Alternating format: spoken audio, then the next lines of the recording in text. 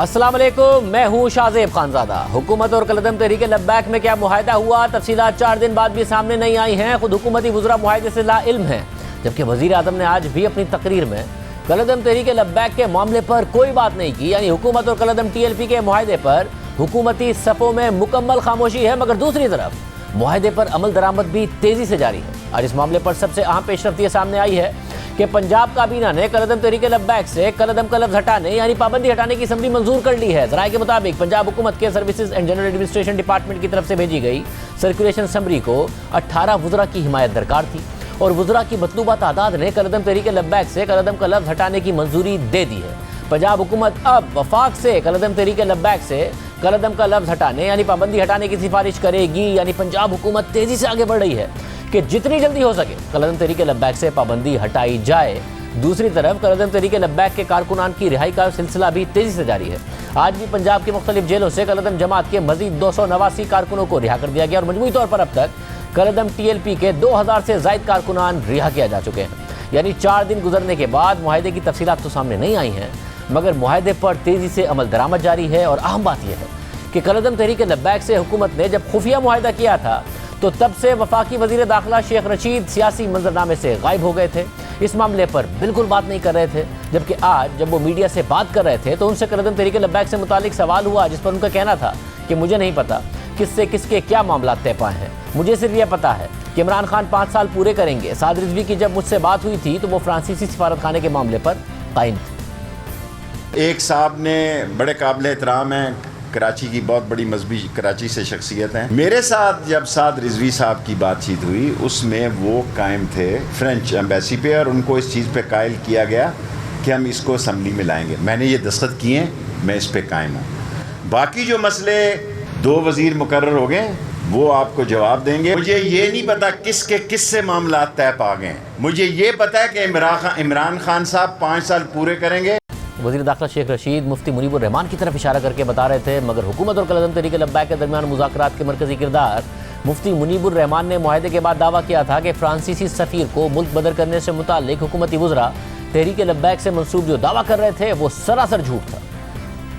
बातें तय हो रही थी उसके बारे में भी TV पर झूठ बोला जाता कि इनका मुतालबा है कि फ्रांसीसी सफारत खाना बंद कर दो, फ्रांसीसी सफीर को भेज दो। ये झूठ था, सरासर झूठ था। हुकूमत के बाइख्तियार लोग पब्लिकली झूठ बोलना शुरू कर दें तो फिर किसी पर एतमाद कैसे कायम हो। जो लोग मंजर पे अपनी कारस्तानियाँ दिखा रहे थे उनका इससे कोई ताल्लुक नहीं था।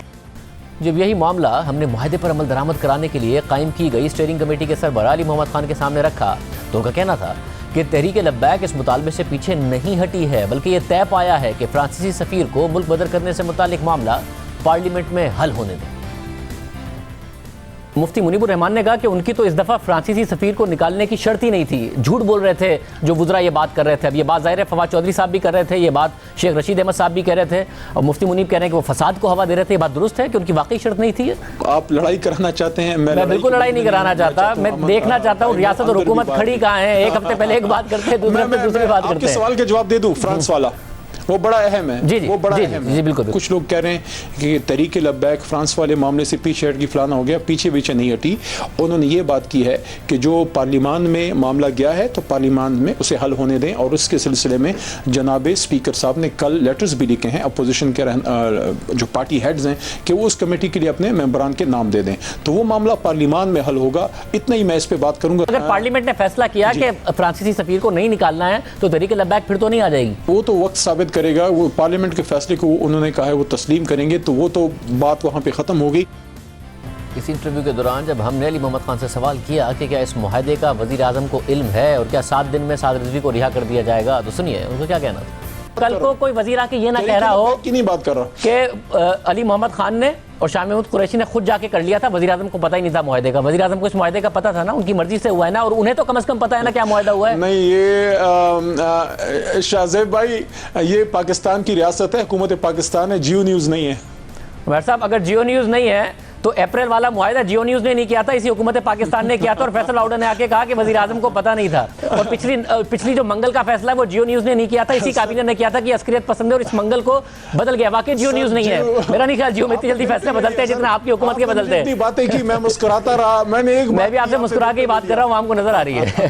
तो मैं इसलिए कह रहा हूँ कि वज़ीर आज़म को पता है ना, ऐसा ना हो कि कल को कहते हैं कि वज़ीर आज़म को नहीं पता था। खड़े हैं खान साहब, पीछे हटने वाले आदमी नहीं है। आप कहते हैं कि खड़ा है इमरान खान। पिछले हफ्ते मैं तो हमेशा आपके पिछले हफ्ते फवाद चौधरी साहब की बातों से लग रहा था कि खड़े हैं इमरान खान। आज बिल्कुल 180 डिग्री की शिफ्ट है। आप कह रहे हैं इस बात पे खड़े इमरान खान, तो उम्मीद करते हैं इस बात पे खड़े रहेंगे, क्योंकि 15 अप्रैल को शेख रशीद ने जब कलदम करार दिया था तब भी लगा था कि खड़े इमरान खान। तो वो बार बार बदल जाते हैं, बार बार कहते हैं कि नई बात पे खड़े हैं। उम्मीद करते हैं इस बात पे खड़े, मगर 7 दिन में मुफ्ती मुनीब कह रहे हैं कि साद रिजवी रिहा हो जाएंगे 7-10 दिन में इंशाल्लाह बहुत से मामला जो निपट जाएंगे। जो मुआहदे की आप तफसीलात जानना चाहते हैं वो इन 7-10 दिनों में अमल से आपके सामने सारा वाज़े हो जाएगा। इमरान खान कह रहे थे कि 7 से 10 दिन में हुकूमत जो इक़दाम करेगी उससे मुआहदा वाज़े हो जाएगा, और अब ये वाज़े हो गया है कि तहरीक लब्बैक से पाबंदी हटाने के लिए हुकूमत तेज़ी से आगे बढ़ रही है। लेकिन क्या साद रिजवी को भी रिहा किया जाएगा, ये देखना अहम होगा, क्योंकि आज एक और दिलचस्प पेशरफ सामने आई है। आज कलदम जमात के सरबरा हाफिज साद रिजवी की नज़रबंदी के खिलाफ उनके चचा ने अपनी दरख्वास्त भी वापस ले ली है। दौरान समाअत दरख्वास्त गुजार के वकील बुरहान मुअज़्ज़म ने कहा कि वो तस्लीम करते हैं कि दरख्वास्त गैर मौसर हो चुकी है, क्योंकि जिस नज़रबंदी को चैलेंज किया गया था उसकी मुद्दत मुकम्मल हो चुकी है। यूँ लाहौर हाई कोर्ट के 2 रुकनी बेंच ने दरख्वास्त वापस लेने की बुनियाद पर खारिज कर दी। यानी हुकूमत कलदम तहरीक लब्बैक के खिलाफ केसी से पीछे हट रही है और कलदम तहरीक लब्बैक के रहनुमा अदालत में हुकूमत इक़दामात को चैलेंज करने से पीछे हट रहे हैं। और वज़ीर आज़म, जिनके बारे में 5 दिन पहले शेख रशीद ने कहा था कि वो कौम से खिताब करके हुकूमत का बयानिया देंगे और कौम को एतमाद में लेंगे, वो 2 दिन में 2 खिताब कर चुके हैं, मगर तहरीक लब्बैक का नाम तक लेने को तैयार नहीं है। मगर अपोजिशन पर उन्होंने कल भी तनकीद की थी और आज भी तनकीद की। मुझे कहते हैं जी वो अपोजिशन लीडर है, आप उसे हाथ नहीं मिलाते। उसके ऊपर अरबों रुपए के करप्शन के केसेस हैं, मैं उसके ऊपर हाथ मिलाता हूं तो मैं एक्सेप्ट करवा देता हूं माशरे में कि बुरी चीज ही नहीं है ये। सारे मुझे कहते हैं जी आप क्यों ये इनके पीछे करप्शन पड़े रहते हैं, इन 2 बड़े खानदानों के पीछे। मेरी उनसे कोई जाती लड़ाई, बल्कि मेरी तो दोस्तियां होती थी उनसे। जब एक कौम अच्छे बुरे की तमीज खत्म करती है, कौम मर जाती है। पे बात करेंगे हमारे सीनियर साथी तज़कियाकार सुहेल बड़ाई साहब और फारूक हुसैन साहब मौजूद हैं। आप दोनों का बहुत शुक्रिया। सुहेल बड़ाई साहब, क्या वजह होगी कि वज़ीर आज़म बार बार खिताब कर रहे हैं? हालांकि शेख रशीद साहब ने कहा था कि वज़ीर आज़म कौम को एतमाद में लेंगे। तहरीक लब्बैक के हवाले से मजाल है कि एक लफ्ज़ वज़ीर आज़म ने कहा हो तहरीक लब्बैक के हवाले से या मुआहदे के हवाले से। 1 हफ्ते पहले काबीना ने डिसाइड किया था कि इनसे अस्करियत पसंदों की तरह निपटेंगे, और 1 हफ्ते के बाद ये हो रहा है कि आज तेज़ी से पंजाब हुकूमत उनके लोगों को रिहा भी कर रही है और उन्हें कलदम का जो स्टेटस है, जो टैग है, वो हटाने के लिए फौरी तौर पर सबरी मंजूर करके वफाक को भेज दी गई है। ये क्या मामला क्या है? इतना तेज़ी से क्या बदल गया अचानक हुकूमत के लिए? क्या कर रही है? मेरा ख्याल है कि शायद हुकूमत के पास कोई रास्ता ही नहीं है सिवाय इसके कि इनसे कोई छुटकारा या इनको पसे पुश्त डाला जाए या इनके मामलात को टाला जाए या इनसे वक्ती सुलह की जाए। उसकी वजह यह है शाहज़ेब खानज़ादा साहब के सोसाइटी में जो नैरेटिव है तहरीक लब्बैक का, हुकूमत का नैरेटिव उससे कितना मुख्तलिफ है? कुछ मुख्तलिफ नहीं है। सारे वज़ीर वही बातें करते हैं जो तहरीक लब्बैक वाली बात करते हैं, वही रियासत जो है उसका भी बयानिया वही है। तो इख्तलाफ किस बात का है? इख्तलाफ यही है कि भाई जो रियासत वैसे कहती है और हुकूमत जो कहती है वो मैदानों में आके कह रहे हैं, वो उसका मुजाहरा कर रहे हैं और उस पर अमल करना चाह रहे हैं। और दूसरी तरफ आप देखें पुलिस का भी बयानिया वही है जो तहरीक लब्बैक का है, वही नारे तहरीक लब्बैक वाले लगाते हैं, वही नारे पुलिस वाले लगाते हैं। तो क्या रोकेगा कौन उन्हें? तो ये तो एक अलमिया है इस सारी सोसाइटी का, या आप यूँ समझें कि यही वजह है कि तहरीक लब्बैक को रोकना मुश्किल है। तहरीक लब्बैक के रास्ते धरना जो है मासवा है उसके कंप्रोमाइज़ के, मसलियत के, हुकूमत के पास कोई और रास्ता नहीं था, क्योंकि मुकाबला तो कर नहीं सकते, ना बयानिए का मुकाबला कर सकते हैं ना वैसे उनका मुकाबला कर सकते हैं। फारूक साहब, आपने भी ज़ाहिर इस पर आज तफसील से लिखा है कि टीएलपी कितनी बड़ी पॉलिटिकल पावर बन सकती है। हमने देखा है दुनिया में कि जब जब जो जमातें मजहबी इंतहा पसंदी को इस्तेमाल करती हैं, अगर दूसरी जमातें उन्हें या हुकूमतें उन्हें अपीज़ करने की कोशिश करें या फिर ये बताने की कोशिश करें कि बयानिया तो हमारा भी यही है, मगर फ़ायदा होता उन्हीं को है जो इंतहा पसंद जमातें होती हैं। हमने 80 की दहाई में देखा कि कांग्रेस ने अपीज़ करने की कोशिश की, बाबरी मस्जिद के इशू पर अपीज़ करने की कोशिश की, बीजेपी 2 सीटों की जमात थी, बढ़कर अब हुकूमत में है और ज़्यादा मजबूत होती चली गई। आपको लगता है कि तहरीक इंसाफ को कुछ मिलेगा इसमें से, या तहरीक लब्बैक का ही सियासी फ़ायदा होगा अगर हुकूमत बार बार सरेंडर कर रही? आप दुरुस्त कह रहे हैं शाहज़ेब साहब। देखिए, इसमें जो कुछ हमने पिछले चंद दिनों में देखा है, इसके 2 बिल्कुल वाज़ेह पहलू हैं जिनको हमें मेरे ख्याल है अपनी तज्ज़िये का हिस्सा बनाना चाहिए। पहला तो इसका एक सियासी पहलू है जिसका आप जिक्र कर रहे हैं कि तहरीक लब्बैक जो है वो चंद साल पहले जब शुरू हुई थी तब से लेकर अब तक उसकी जो ग्रोथ हुई है सियासी तौर पर वो बहुत ज़्यादा तेज़ है और मज़ीद उसकी जो पॉपुलैरिटी है, उसकी जो मकबूलियत है वो हमें बढ़ती नज़र आ रही है। और इसका मतलब ये भी है कि आने वाले इलेक्शंस में वो एक बहुत मेजर रोल प्ले करेगी। अब ये जो कुछ एहतजाज और पुरतशद्दुद एहतजाज हुआ और जब भी हुआ उससे हमने देखा है कि तहरीक लब्बैक का जो एक सियासी नज़रिया है उसको फ़ायदा ही पहुंचा है, उसको नुकसान नहीं हुआ। अच्छा, अब दूसरा जो इसका पहलू है शाहज़ेब साहब वो है इसका लॉ एंड ऑर्डर का पहलू और रियासत बमुकाबिल एक ऐसी जमात जो कि पुरतशद्दुद एहतजाज करने को तैयार है। इसमें हमने देखा कि जब भी लॉ एंड ऑर्डर की सिचुएशन डेवलप हुई है और उसमें तहरीक लब्बैक जो है वो मुलव्विस है तो हुकूमत और रियासत ने घुटने टेके हैं। अब ये जो सोहेल वड़ाई साहब जो बात कर रहे हैं वो यहाँ पर रेलेवेंट है कि जब आपकी सियासत और आपके मजहबी अकीदा जो है वो मिक्स हो जाए तो फिर रियासत मजबूर हो जाती है। और तहरीक लब्बैक ने ये कॉम्बिनेशन इस तरह का बनाया है, ये बन गया है, कहना मुश्किल है कि उसके सामने रियासत अब ढेर हो गई है। लॉ एंड ऑर्डर के हवाले से नुकसान रियासत को हुआ है, हुकूमत को हुआ है, PTI को हुआ है। सियासी तौर पर फ़ायदा जो है वो तहरीक लब्बैक को माजी में भी हुआ था, हाल में भी हुआ है और लगता यह है कि मुस्तकबिल में भी होगा। वड़ाई साहब, 2018 के इलेक्शन में नून लीग ये कहती है कि जी ने हमारे खिलाफ खड़ा किया गया, हमारा वोट बैंक इन्होंने काटा और जिसकी वजह से हमें बड़ा नुकसान हुआ। अब अगर तहरीक इंसाफ की हुकूमत जो एक हफ्ते के अंदर अंदर पूरा बयानिया बदल गई है और कोई वजीर आके ये तासुर देता है कि वजीर आजम को पता नहीं है, वजीर आजम की मर्जी के बगैर उन्हें ब्रीफ गलत किया गया था, कोई वजीर ये आके तासुर देता है कि नहीं जी वजीर आजम को सब पता है, वजीर आजम खुद सबके खिलाफ तकरीर करते हैं, तहरीक लब्बैक के बारे में बात नहीं करते हैं, इस सारी सिचुएशन का कोई फ़ायदा तहरीक इंसाफ को हो सकता है या तहरीक लब्बैक ही मजीद मजबूत हुई है इस पूरी सिचुएशन में और फ़ायदा भी उन्हीं को होगा सियासत में? मेरा ख्याल है कि तहरीक इंसाफ जो है वो इस मामले को टालना चाहती है। वो चाहती है किसी तरह मसलियत से, किसी तरह बातचीत से या झूठे वादों से कुछ ना कुछ मामला चल जाए। प्रॉब्लम उनको ये है कि जो असली मामला है जो फ्रांसीसी सफ़ीर वाला, उसके मामले में उन्हें पता है कि कितनी कॉम्प्लिकेशंस हैं, वो कर नहीं सकते। बाकी ये है कि जो गिरफ़्तार हैं उनको रिहा कर दिया, जो अंदर नज़र बंद है उनको रिहा कर दिया। इस हद तक की हुकूमत डील कर सकती है। फ्रांसीसी सफ़ीर वाली डील तो हुकूमत के लिए भी मुमकिन नहीं है क्योंकि उसके जो पेचीदगियाँ हैं वो इतनी ज़्यादा हैं कि हुकूमत कर नहीं सकती। और बुनियादी बात यह है कि मैं थोड़ा सा फाज साहब से इख्तलाफ करूँगा। मेरा नहीं ख्याल कि अगले इलेक्शन में तहरीक लब्बैक 22 लाख वोट लेगी, कम वोट हो जाएंगे उसके। तहरीक लब्बैक एक इसी तरह इंतहा पसंद प्रेशर ग्रुप के तौर पे तो मौजूद रहेगी, लेकिन मेरा नहीं ख्याल कि वोट कैचर होगी।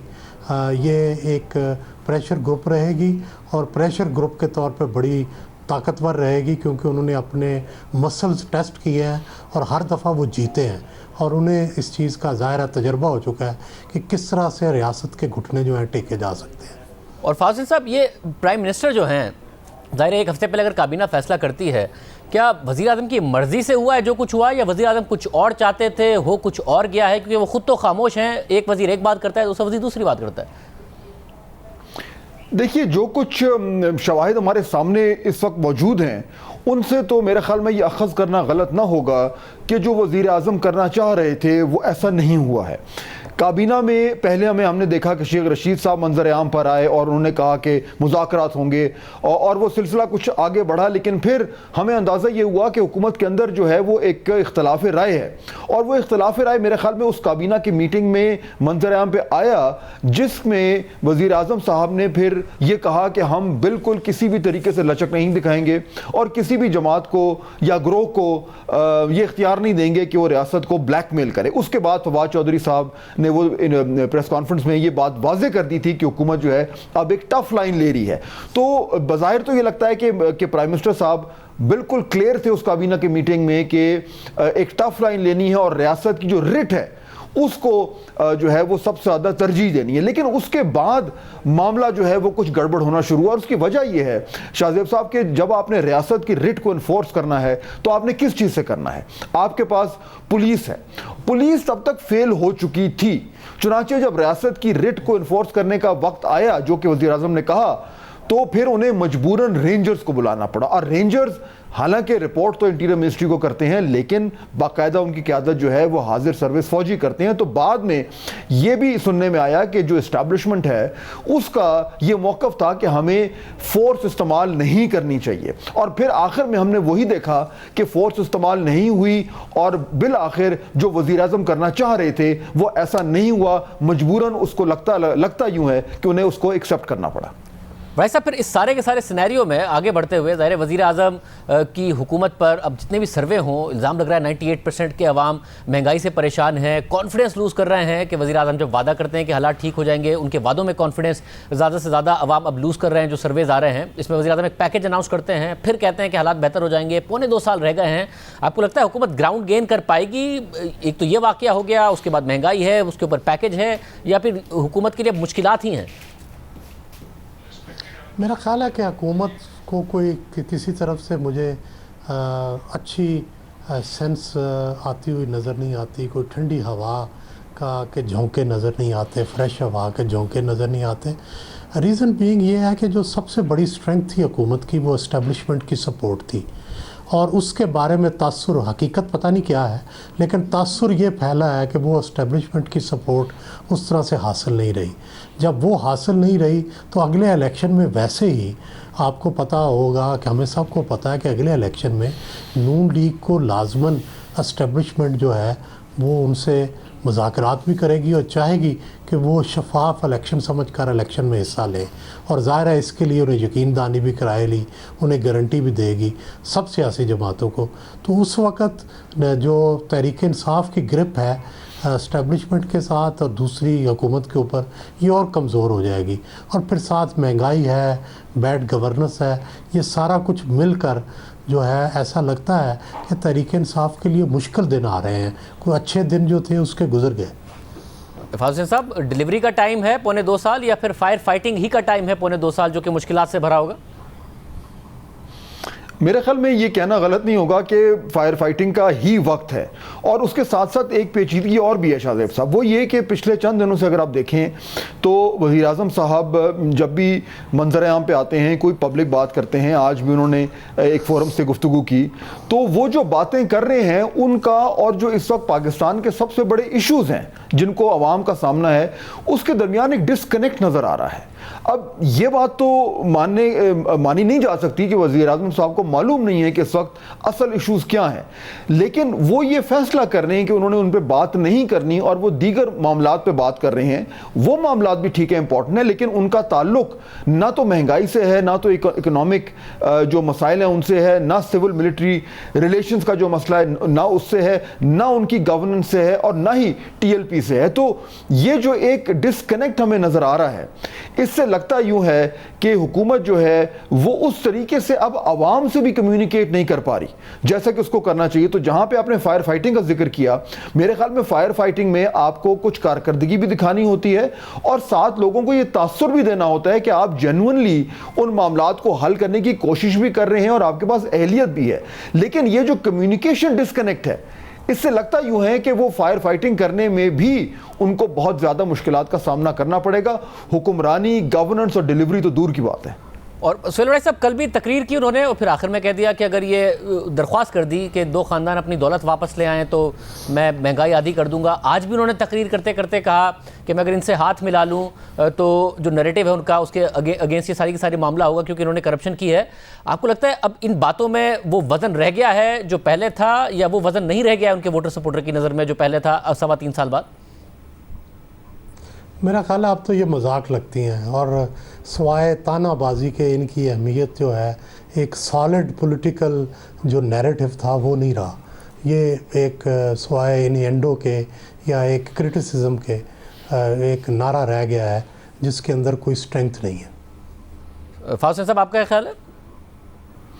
बिल्कुल, देखिए जब वज़ीर-ए-आज़म साहब जो हैं वो 3 साल के बाद ये कहते हैं कि मईशत की हालत बुरी इसलिए है क्योंकि अपोजिशन उसको इस तरह छोड़ के गई थी, तो जाहिर बात है फिर मैं और आप और दीगर लोग सर खुजाने पे मजबूर हो जाएंगे कि ये क्या मंतक है जो 3 साल बाद दी जा रही है। मुझे लगता यूँ है कि जो मैं कम्युनिकेशन की पहले बात कर रहा था उसमें ये हुकूमत जो है वो अपने ही एजेंडा जो है उसकी मोहताज होकर रह गई है और शायद जो वो पॉलिटिकल स्पिन देते रहे हैं इतने अरसे से, जो कि सारी जमातें देती हैं, या जो प्रोपेगेंडा करते जा रहे हैं, या जो अपना बयानिया पब्लिक के लिए उन्होंने शुरू में बनाया था, अब वो खुद उसके अंदर फंस के रह गए हैं और वो जो असल हकीकत है उससे दूर होते जा रहे हैं। देखिए, अवाम से अगर आपने कम्युनिकेट करना है, उन्हें कन्विंस करना है कि आप वाकई में वो काम कर सकते हैं जिसका आप दावा कर रहे हैं, तो फिर आपको कम अज कम एक ईमानदारी से और एक ऑनेस्ट तरीके से लोगों को कहना पड़ेगा कि हाँ, हम एक्नॉलेज करते हैं कि ये मामलात हैं, ये खराबियां हैं, ये कमजोरियां हैं और हमारे पास उसका ये इलाज है। लेकिन जब तक शाहजेब साहब आप डिनाइल में रहेंगे, जो कि मुझे लग रहा है कि ये है, और जब तक आप 3 साल पुरानी हुकूमत जो थी उसको मुर्द इल्जाम ठहराते रहेंगे, तो जाहिर बात है फिर लोग सोचने पर मजबूर होंगे कि मामलात कुछ और हैं और हुकूमत की तरजीहात और सोच कुछ और है। बहुत शुक्रिया फाउज हुसैन और सुहेल वड़ाइच की राय आपने सुनी। वज़ीर-ए-आज़म ने आज अपोजिशन लीडर से हाथ ना मिलाने की वजह बताई। इस्लामाबाद में तकरीब से खिताब करते हुए वज़ीर इमरान खान ने कहा था कि मुझसे कहते हैं कि अपोजिशन लीडर से हाथ नहीं मिलाते, अपोजिशन लीडर पर अरबों रुपए की करप्शन के इल्ज़ामात हैं, अपोजिशन लीडर से हाथ मिलाने का मतलब है करप्शन को कबूल करना। कल भी वज़ीर-ए-आज़म ने 2 खानदानों की करप्शन का जिक्र किया और आज वज़ीर-ए-आज़म कह रहे हैं कि अपोजिशन लीडर से हाथ मिलाने का मतलब है करप्शन को कबूल करना। जब वज़ीर-ए-आज़म इमरान खान खुद अपोजिशन में थे तो सुनिए एक और सियासी खानदान के बारे में क्या कहा करते थे। परवेज इलाही जो इस पंजाब का सबसे बड़ा डाकू है। फिर 2018 के इंतखाबात के बाद काफ लीग वफाक में और पंजाब में तहरीक इंसाफ की इत्तेहादी बन गई। परवेज इलाही को पंजाब असेंबली का स्पीकर बनाया गया। नैब चौधरी बिरादरान के खिलाफ तहकीकात करता रहा था, मगर हुकूमती इत्तेहादी बनने के बाद चौधरी बिरादरान के केसेस एक एक करके ख़त्म होते गए। पहले गुज़िश्ता साल सितंबर में नैब ने खुद ही चौधरी बिरादरान के खिलाफ बैंकों से कर्ज हासिल करने की इंक्वायरी बंद कर दी, मगर आमदनी से ज़ायद असासाजात और गैर कानूनी भर्तियों की तहकीकात जारी रही। फिर नवंबर 2020 में एक बार फिर काफ लीग की वफाकी हुकूमत से नाराज़गी की खबरें सामने आईं और काफ लीग ने 5 नवंबर को वज़ीर-ए-आज़म के ज़ोहराने में भी शिरकत नहीं की। इसके चंद हफ्ते बाद 25 नवंबर को वज़ीर-ए-आज़म इमरान खान खुद लाहौर पहुंचे और काफ लीग की क़यादत से मुलाकात की। फिर 17 दिसंबर को नैब ने लाहौर हाई कोर्ट को बताया कि चौधरी बिरादरान के खिलाफ गैर कानूनी भर्तियों का केस भी बंद कर दिया गया है और सिर्फ आमदनी से ज़ायद असासाजात केस की तहकीकात जारी है। मगर फिर रवा साल जनवरी में नैब ने लाहौर हाई कोर्ट को बताया कि चौधरी बिरादरान के खिलाफ आमदनी से ज़ायद असासाजात केस भी बंद कर दिया गया है। एक एक करके तमाम केसेस बंद कर दिए गए। अब चौधरी बिरादरान को नैब से कोई शिकायत नहीं है। और इस सब के दौरान जब वज़ीर-ए-आज़म से पूछा गया कि वो तो परवेज इलाही को सबसे बड़ा डाकू करार देते थे, तो सुनिए उन्होंने क्या जवाब दिया। काफ लीग के हवाले से आप ऑन रिकॉर्ड मौजूद हैं। परवेज इलाही को आपने पंजाब का सबसे बड़ा डाकू कहा और उसके बाद उनको कोलिशन में डाल दिया, ये कॉम्प्रोमाइज़ था? चले और बात करेंगे, हर सवाल का जवाब। चले ठीक हमें ब्रेक शामिल करते हैं। तमाम तर हुकूमती दावों और वादों के बावजूद चीनी की कीमतें कम होने के बजाय मुसलसल बढ़ती जा रही हैं और अब रिकॉर्ड सतह पर पहुंच गई हैं और आज चीनी की एक्स मिल कीमत 142 रुपये फी किलो हो गई है। सिर्फ एक दिन में एक्स मिल कीमत में 12 रुपये का इजाफा हो चुका है, जबकि 2 हफ्तों में 44 रुपये का इजाफा हो चुका है और अब चीनी की होलसेल कीमत 143 रुपये हो गई है और रिटेल में आवाम को चीनी 150 रुपये तक मिल रही है। वही हो रहा है जो होता आया है। वज़ीर-ए-आज़म के बार बार के दावों और वादों के बावजूद शुगर माफिया जीत रहा है और हुकूमत सिर्फ दावे कर रही है। और वज़ीर-ए-आज़म इमरान खान की हुकूमत का बड़ा स्कैंडल और बड़ा होता जा रहा है। हुकूमत का गन्ने की रिकॉर्ड फसल का दावा एक तरफ और फिर मुल्क में चीनी की कीमतें 150 रुपये की रिकॉर्ड सतह पर पहुंचना दूसरी तरफ। हुकूमत की इस साल गन्ने की रिकॉर्ड फसल की पेशगोई और 15 नवंबर से क्रशिंग सीजन का शुरू होना एक तरफ और क्रशिंग शुरू होने से सिर्फ 11 दिन पहले चीनी की कीमतों का 150 रुपए होना दूसरी तरफ हुकूमत का सारे साथ 85 रुपए और फिर 90 रुपए फी किलो चीनी करने का दावा एक तरफ, चीनी दरामद करके चीनी की कीमतें नीचे लाने का दावा एक तरफ और फिर अवाम का चीनी 150 रुपए फी किलो की सतह पर खरीदना दूसरी तरफ। हुकूमती दावे, शुगर कमीशन, कंपटीशन कमीशन की रिपोर्ट, अदालती फैसले सब एक तरफ, मगर चीनी की बढ़ती हुई कीमतें दूसरी तरफ। और हम जो हकाइक आपके सामने रखने जा रहे हैं वो वाज़ेह कर रहे हैं कि शुगर मिल मालिकान खुद हुकूमत की तरफ से बताई गई एक्स मिल कीमत के मुताबिक भी तहरीक इंसाफ की हुकूमत में 265 अरब रुपए का इजाफी मुनाफा अवाम की जेब से निकाल चुके हैं। सिर्फ इस साल के 10 माह में 67 अरब रुपए का इजाफी मुनाफा कमा चुके हैं।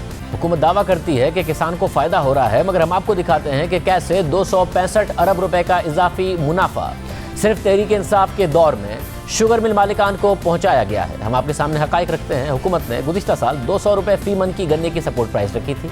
किसानों ने इस कीमत पर शुगर मिल मालिकान को गन्ना बेचने से इनकार कर दिया था और दावा किया था कि गुज़िश्ता 2 बरस से शुगर मिल मालिकान हमसे 180 से 190 रुपए की सपोर्ट प्राइस पर गन्ना खरीद रहे हैं और चीनी की कीमत 55 रुपए से 100 रुपए से ऊपर पहुंचा दी है। मिल मालिकान 2 साल से अरबों रुपए कमा रहे हैं और हमारी लागत बढ़ने के बावजूद किसान को कम पैसे दिए जा रहे हैं। इसलिए हम 200 रुपए फी मन पर गन्ना नहीं बेचेंगे और कटाई ही नहीं करेंगे। फिर शुगर मिल मालिकान 200 रुपए से ज़्यादा कीमत पर गन्ना खरीदने पर मजबूर हुए और चीनी की कीमत बढ़ाते चले गए। मगर हुकूमत के मुताबिक गन्ना इतना महंगा नहीं खरीदा गया जितना शुगर मिल मालिकान ने दावा किया, मगर फिर भी हुकूमत ने शुगर मिल मालिकान की 265 रुपए फी मन की कीमत को कबूल किया और दावा किया कि शुगर मिल मालिकान की बताई गई कीमत के मुताबिक चीनी की एक्स मिल कीमत 80 रुपए और रिटेल कीमत 85 रुपए फी किलो होनी चाहिए। हम चूँकि इस चीज़ के अंदर एक सेट करना चाहते थे एक्स मिल प्राइस, तो हमने बजाय हुकूमत का डेटा लेने के हमने शुगर मिल्स वालों के डेटे के ऊपर कीमत मुकर्रर कर दी। अगर हम हुकूमती डेटा पे कीमत मुकर्रर करते तो ये 5-6 रुपए नीचे आती। तो हमने वो वाला डेटा जो शुगर मिल एसोसिएशन का था, यानी कि रिकवरी रेशो जो थी 9.3% और गन्ने की कीमत 265 रुपए, वो काउंट करके चीनी की कीमत मुकर्रर की और उसको एक राउंड फिगर करके 80 रुपए एक्स मिल कर दी। मगर हुकूमत 85 रुपए फी किलो चीनी की फरोख्त यकीनी बनाने में नाकाम हुई। फिर रमज़ान के लिए लाहौर हाईकोर्ट ने हुक्म दे दिया कि रमज़ान में चीनी 85 रुपए फी किलो की फरोख्त की जाए। शहजाद अकबर ने इस फैसले को बड़ा रिलीफ करार दिया और इसे मुनाफाखोरों के खिलाफ हुकूमत की पहली फतह कहा। फिर उम्मीद थी कि अब तो अदालती फैसला मौजूद है, कम से कम रमज़ान के महीने में तो आवाम को रिलीफ मिलेगा। मगर शुगर माफिया ना माना, हुकूमत कुछ ना कर सकी। रमज़ान की शदीद गर्मियों में आवाम की एक किलो चीनी के लिए लंबी लंबी लाइनें लग गईं। उस वक्त आवाम क्या कहते थे आपको दिखाते हैं। आज क्या कह रहे हैं पहले वो देखिए। चीनी इंतहाई महंगी है, 120 रुपए पहले थी। चीनी तो इस तरह महंगा हो गया कि आसमान से बात ही करता है ना। चीनी से अलावा तो गैस को देख लो, गैस से अलावा तो घी को देख लो। घबराने का बात तो नहीं है ना, तो पैसे भी नहीं है मेरे पास लेने नहीं है। चीनी तो नहीं है पूरी, मतलब जितने भी अशिया खुर्दनोश है सब महंगे हो गए। अभी हम बस वैसे चाय पियेंगे, चीनी नहीं डालेंगे और तो हमारे पास कोई रास्ता ही नहीं है। महंगाई का इस टाइम में एक तूफान आया हुआ है, गरीब बंदा जो है सारे गरीब रुल रहे हैं। और रमज़ान के महीने में हुकूमत के बार बार के दावों और वादों और फिर लाहौर हाई कोर्ट के हुकूमत के हक में फैसले के बावजूद आवाम का क्या हाल हुआ था देखिए। 3 घंटे हो गए ने इथे चीनी लेने वास्ते, एक पैकेट देंदे चीनी का। कल भी आया चीनी नहीं मिले, आज भी आया तकरीबन घंटा उधर से शुरू होता है, अभी तक वारी नहीं आया है। इतनी देर पैसे फंडने चीनी दे पैकेट बने बनाए गए देते एक ही पैकेट है 130 वाला, लेकिन उसके पीछे हमको खज्जल होना पड़ता है। 1 घंटा 1.5 घंटा हो रहा है वैनों में लगे हुए हैं, उधर एक बंदा इतनी देर से आ रहा है, 2 किलो चीनी दे रहे हैं ये। हुकूमत इसके बाद बार बार 88 रुपए और फिर 89 रुपए की कीमत फिक्स करती रही, मगर नाकाम होती रही और शुगर मिल मालिकान अदालत चले गए। और यही वजह है कि हुकूमत के लिए यह सिर्फ एक फाइनेंशियल ही नहीं बल्कि सियासी स्कैंडल भी बन रहा है। जब हुकूमत का खुद इस साल के लिए दावा है कि शुगर मिल मालिकान के मुताबिक 265 रुपए फी मन की सपोर्ट प्राइस पर 1 किलो चीनी की रिटेल कीमत 85 रुपए होनी चाहिए, तो आइए देखते हैं कि सिर्फ इस साल के सीजन में कैसे शुगर मिल मालिकान 67 अरब रुपए का इजाफी मुनाफा कमा चुके हैं और कैसे तहरीक इंसाफ की हुकूमत में 265 अरब रुपए का इजाफी मुनाफा कमा चुके हैं। गुज़िश्ता बरस नवंबर तक चीनी की कीमत 100 रुपए फी किलो थी। फिर नवंबर में गन्ने की क्रशिंग हुई, चीनी दरामद भी हुई, तो दिसंबर में चीनी 85 रुपए फी किलो फरोख्त होने लगी। और वज़ीर आज़म ने 2 दिसंबर को ट्वीट किया और क्रेडिट लिया कि हुकूमत की कामयाब मुदाखलत के बाद चीनी की एक्स मिल कीमत 20 दिन में 20 रुपए फी किलो कम हो गई है। फिर उसके 10 दिन के बाद वज़ीर आज़म ने फिर ट्वीट किया कि मुल्क भर में चीनी गुज़िश्ता माह 102 रुपए फी किलो के मुकाबले में 81 रुपए फी किलो की औसत कीमत पर मिल रही है। मैं अपनी टीम को उनकी कामयाब हिकमत अमली पर मुबारकबाद पेश करता हूँ। वज़ीर-ए-आज़म ने चीनी की कीमत मज़ीद कम होने की उम्मीद भी दिलाई। हुकूमती वज़रा भी ये दावे करते रहे, मगर फिर उसके बाद वज़ीर-ए-आज़म इमरान खान ने चीनी की कीमत पर कभी कोई ट्वीट नहीं किया। और इसकी वजह यही है कि सिर्फ एक महीने बाद ही चीनी की कीमत 91 रुपये और फिर 100 रुपये और फिर 110 रुपये फ़ी किलो हो गई। तो आइए देखते हैं इन 10 माह में कैसे शुगर मिल मालिकान खुद हुकूमत के शुगर कमीशन की रिपोर्ट के अदाद-ओ-शुमार के मुताबिक 67 अरब रुपए इजाफी अवाम की जेब से निकालने में कामयाब हो गए हैं। जनवरी में खुद हुकूमत के अदाद-ओ-शुमार के मुताबिक चीनी की औसत कीमत 91 रुपये 25 पैसे फ़ी किलो हो गई, यानी हुकूमत की अपनी बताई गई 85 रुपये की कीमत से 6.25 रुपये ऊपर। और पाकिस्तान में औसत 45 लाख टन माहाना चीनी की खपत है। और वज़ीर आज़म के अपने बताए गए शुगर कमीशन के मुताबिक चीनी की कीमत में 1 रुपये के इजाफे से शुगर मिल मालिकान को 5.25 अरब रुपये का इजाफी फ़ायदा होता है। हम माहाना हिसाब किताब आपके सामने रख देते हैं। जनवरी 2021 में चीनी 91 रुपये 25 पैसे की हो गई, यानी हुकूमत की अपनी मुकर्रर करदा 85 रुपये की कीमत से 6.25 रुपये ज़्यादा, यानी 3 अरब रुपये से ज़्यादा का सिर्फ एक महीने में इजाफी मुनाफा। फिर फरवरी में कीमत बढ़कर खुद हुकूमत के आदाद-ओ-शुमार के मुताबिक औसत कीमत 93 रुपये की हो गई, यानी 3.5 अरब रुपये का इजाफी मुनाफा। फिर मार्च में यह कीमत बढ़कर 98 रुपये हो गई, यानी 85 रुपये की हुकूमती कीमत से 13 रुपये ज़्यादा और 6 अरब रुपये का सिर्फ एक महीने में इजाफी मुनाफा। फिर अप्रैल में 97 रुपये की कीमत पर 5.5 अरब रुपये का इजाफी मुनाफा। फिर मई में 98 रुपये की कीमत पर 6 अरब रुपये का इजाफी मुनाफा। फिर जून में भी 98 रुपये की कीमत पर 6 अरब रुपये का इजाफी मुनाफा। जुलाई में चीनी की कीमत 110 रुपये की हो गई और औसत कीमत 103 रुपये की रही, यानी जुलाई में 8 अरब रुपये का इजाफी मुनाफा। अगस्त में कीमत 105 रुपये की रही, यानी 9.25 अरब रुपये का इजाफी मुनाफा। सितंबर में 107 रुपये 59 पैसे की हो गई, यानी 10.5 अरब रुपये का इजाफी मुनाफा। अक्टूबर में खुद हुकूमती आदाद-ओ-शुमार के मुताबिक औसत कीमत 103 रुपये 13 पैसे रही, यानी 8.25 अरब रुपये का इजाफी मुनाफा। और अब सिर्फ चंद दिनों में चीनी की कीमत में 40 रुपये फ़ी किलो का इजाफा हो चुका है। मगर इस सबसे पहले सिर्फ 10 माह में शुगर मिल मालिकान 67 अरब रुपये इजाफी अवाम की जेब से निकाल चुके हैं। मगर ये सिर्फ इन 10 माह की कहानी है। तहरीक इंसाफ की हुकूमत में शुगर मिल मालिकान का इजाफी मुनाफे की दास्तान 265 अरब रुपए की है। और ये सब इसके बावजूद है कि वज़ीर आज़म कभी शुगर कमेटी बनाकर चीनी की कीमत नीचे लाने का वादा करते हैं, फिर कीमत और बढ़ जाती है तो शुगर कीमत कमीशन बना देते हैं, फिर कीमत और बढ़ जाती है तो कंपटीशन कमीशन की रिपोर्ट सामने लाई जाती है और फिर दावा किया जाता है कि अब चीनी की कीमत नहीं बढ़ने देंगे। अब हमें सब पता चल गया। डिटेल तफसील में इंक्वायरी हुई है, हमें सब चीजें पता चल गई हैं। ये भी मैं आज अपनी कौम के सामने कहता हूं कि जो अब हम प्लान लेके आ रहे हैं, आगे आपको इस तरह महंगी चीनी नहीं मिलेगी। मगर चीनी की कीमत नहीं रुकी और शुगर मिल मालिकान हुकूमत के बार बार दावों के बावजूद, वज़ीर आज़म के बार बार दावों के बावजूद इस साल भी 67 अरब रुपए और तहरीक इंसाफ की हुकूमत में 265 अरब रुपए अवाम की जेब से इजाफी निकालने में कामयाब हो गए। 67 अरब रुपए का हिसाब हमने आपके सामने रखा और बाकी 198 अरब रुपए की तफसीलात भी हम आपके सामने रख देते हैं। जब गुज़िश्ता बरस चीनी की कीमतों में बेपनाह इजाफा हुआ तो वज़ीर आज़म ने पहले शुगर कमेटी और फिर शुगर कमीशन बनाया और फिर मई में शुगर कमीशन की रिपोर्ट भी आई और हुकूमती अराकीन क्रेडिट लेते रहे। रिपोर्ट पर ही वर्ल्ड कप जीतने का दावा करते रहे और फिर कीमतें नीचे लाने का दावा भी करते रहे। ये वज़ीर आज़म ने मना किया था उस्मान बुज़दार को सब्सिडी देने से या नहीं? तरीन साहब कह रहे हैं उस्मान बुज़दार कोई काम वज़ीर आज़म से पूछे बगैर नहीं करते। पीटीआई के टहरे में नहीं खड़ी, आज पीटीआई ने वर्ल्ड कप जीता है। आज पीटीआई ने इस तरह से जवाब नहीं देने कि पीटीआई के टहरे में खड़ी हमने को गलती की है। अवाम का सबसे पहले सोचे कि अवाम के लिए कीमत कम हो जाए, ये सबसे इम्पोर्टेंट है। ये सबसे इम्पोर्टेंट फैक्टर है। शक्कर ये होगा। कीमत मैं समझता हूँ 15 से 20 रुपए नीचे आनी चाहिए, क्योंकि जो कॉस्ट ऑफ प्रोडक्शन इस वक्त असेस की गई है। अपनी ही हुकूमत में चीनी की कीमत में बेपनाह इजाफे पर बनाई गई शुगर कमेटी और शुगर कमीशन की रिपोर्ट आने पर कह रहे थे कि आज हमने वर्ल्ड कप जीता है। गुज़िश्ता साल फरवरी में शुगर कमेटी बनाई तो चीनी 79 रुपये फ़ी किलो थी। फिर 21 मई को जब शुगर कमीशन की रिपोर्ट सामने आई तो 82 रुपये की हो गई। फिर वज़ीर आज़म ने दावा किया कि अब हमें पता चल गया है, अब कीमतें नहीं बढ़ने देंगे। गुज़िश्ता महीने भी हुकूमत ने दावा किया कि मार्केट में 90 रुपये की कर देंगे, तो फिर आज 140 रुपये से भी ऊपर चली गई है, 150 रुपये तक की बिक रही है। और गुज़िश्ता बरस शुगर कमीशन ने खुद अपनी रिपोर्ट में लिखा कि मई 2020 तक ही शुगर मिल मालिकान 100 अरब रुपए का इजाफी मुनाफा तहरीक इंसाफ की हुकूमत में कमा चुके हैं। ये वज़ीर आज़म इमरान खान के अपने बनाए गए शुगर कमीशन ने बताया था और साथ ही 2019 की गन्ने की कीमत को मद्देनजर रखकर लिखा था कि अगर 190 रुपये की गन्ने की कीमत के हिसाब से चीनी की लागत का तयन किया जाए तो 57 रुपये 69 पैसे बनती है। मगर शुगर कमीशन की रिपोर्ट के मुताबिक उन्होंने 2019 के सीजन के लिए 215 रुपये फी मन के हिसाब से चीनी की 63 रुपये 13 पैसे की कीमत निकाली है। यानी खुद शुगर कमीशन ने भी गन्ने की 190 रुपये की सपोर्ट प्राइस की जगह 215 रुपये फी मन पर चीनी की 63 रुपये 13 पैसे की फ़ी किलो की कीमत निकाली थी, जिससे इस साल हुकूमत ने 200 रुपये फी मन की जगह 265 रुपये फी मन गन्ने की कीमत पर 85 रुपये फ़ी किलो की कीमत निकाली थी।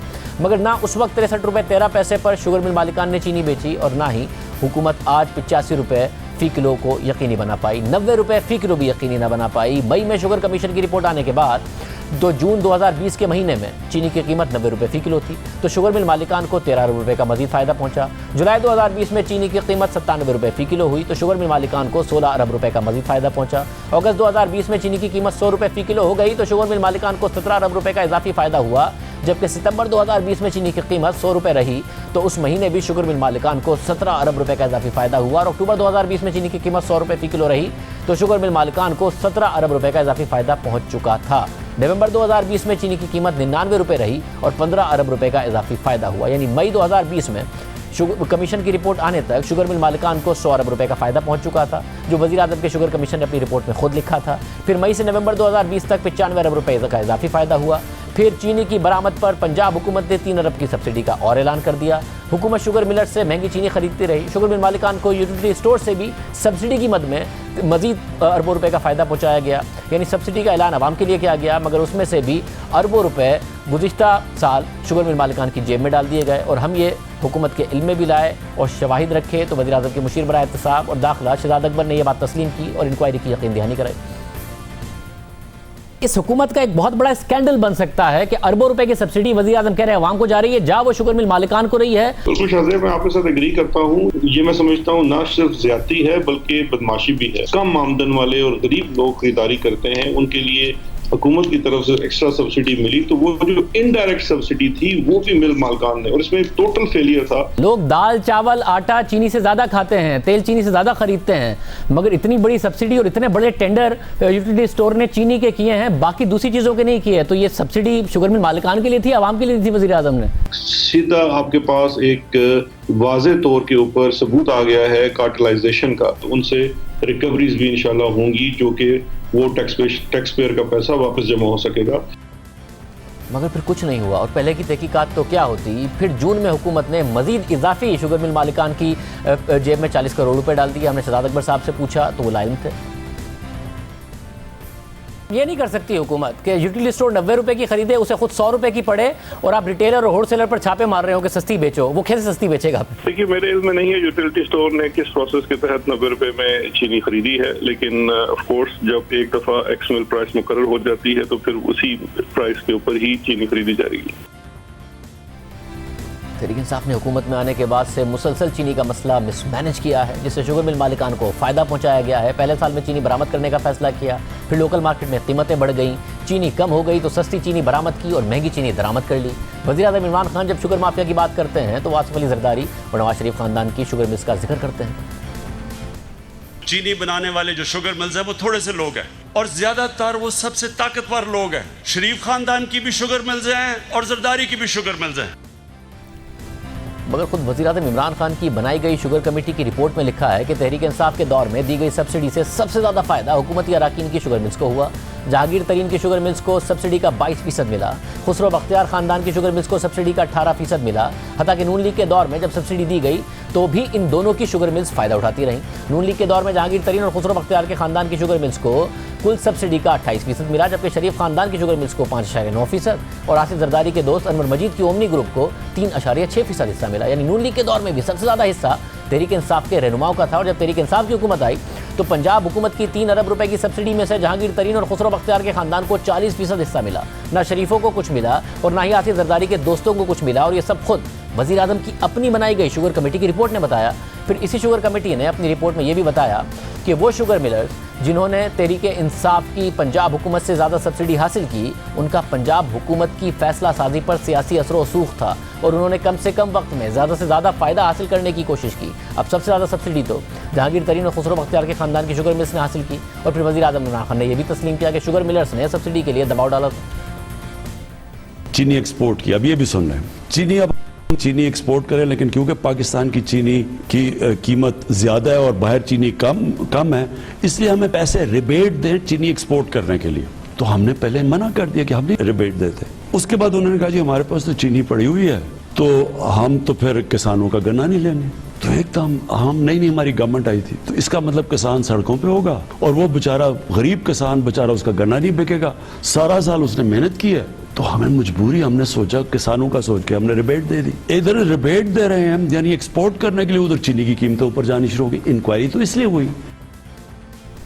वज़ीर आज़म ने तस्लीम किया कि शुगर मिलर्स ने दबाव डालकर सब्सिडी ली। वज़ीर आज़म की शुगर कमेटी ने तस्लीम किया कि जिनका तहरीक इंसाफ की हुकूमत पर सियासी असर रसूख था, उन्होंने वो सियासी असर रसूख इस्तेमाल करके तहरीक इंसाफ की हुकूमत से सब्सिडी ले ली। तहरीक इंसाफ के रहनुमा पंजाब हुकूमत से सब्सिडी भी ले गए।